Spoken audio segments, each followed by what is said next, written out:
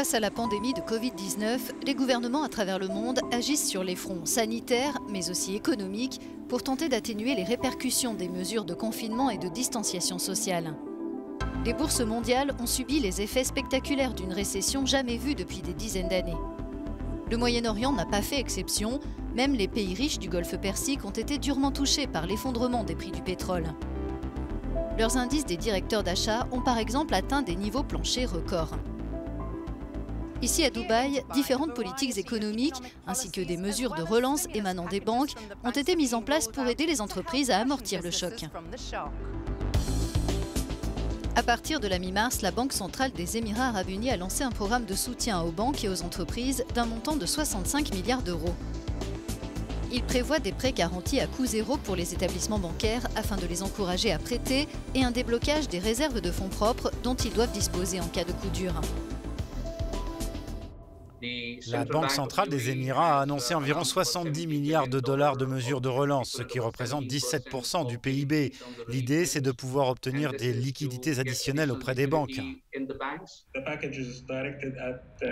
paquet de mesures est destiné à la vente au détail, aux PME en particulier et aux entreprises des secteurs les plus touchés. Donc, que vous soyez détenteur d'un prêt personnel ou d'un prêt hypothécaire, une PME ou une entreprise, ces dispositifs sont particulièrement bénéfiques pour vous.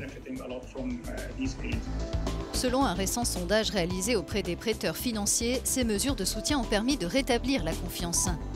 42% des personnes interrogées aux Émirats estiment que leur entreprise pourrait être revenue à une situation normale sous 3 à 6 mois.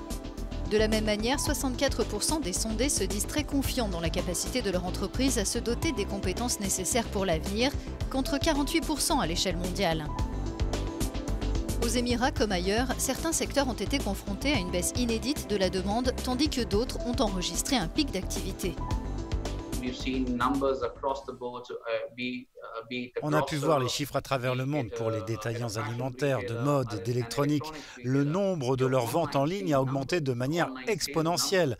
Donc, en quelque sorte, il y a eu une accélération d'une tendance qui était déjà là. Des secteurs entiers ont dû s'adapter pour être davantage présents sur le net. Et cette crise a mis en évidence le rôle essentiel des technologies dans l'évaluation des risques pour la santé publique et l'économie. On se rend compte que le confinement a été technologique dans certains domaines aux Émirats. Les investissements dans les secteurs de la santé, la gestion de crise et des risques, l'intelligence artificielle, l'analyse de données seront cruciaux pour l'avenir. La pandémie a également suscité une vaste réflexion sur la nature de l'infrastructure sur laquelle s'appuie l'économie mondiale. Notre premier partenaire pour le commerce autre que le pétrole, c'est la Chine. Ces échanges ont été impactés en raison des défis notamment logistiques à l'échelle mondiale. Cela nous montre qu'il nous faut prendre en considération la nécessité de diversifier notre chaîne d'approvisionnement et de développer la production intérieure. Une combinaison de ces éléments représentera une formule gagnante, mais cette pandémie doit surtout nous apprendre, nous, l'humanité, à mieux nous coordonner et à prendre de grandes décisions.